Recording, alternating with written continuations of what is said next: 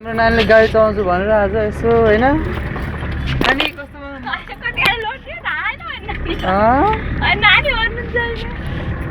कस्तो अनुभव भइरहेछ छोरी यता छिन् छोरी मम्मीले गाडी चलाउनु भएको छोरी उता आज चाहिँ हामी ससुरालतिरबाट त घरतिर जान थालेको अवस्था छ होइन यसो यिनलाई पनि यसो सिकाइदियो भनेदेखि कहिले पुत्ता गाडी लिएर माइत आउँछु म बार धाउनु पर्छ र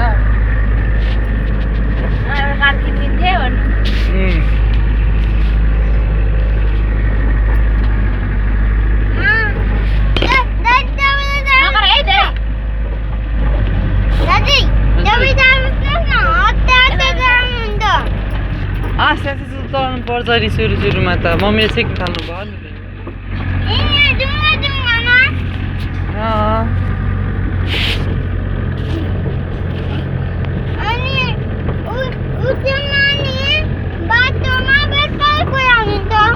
बाटोमा नि बिस्तारै हो बल्ल सिक्नु भयो नि त गाडी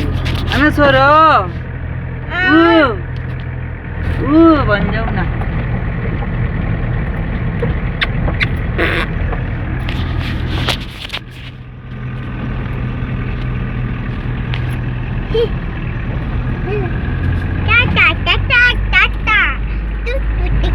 परेवा छ है परेवा छ अगाडि परेवा छ डराउनु पर्छ आफै उड्छ परेवा त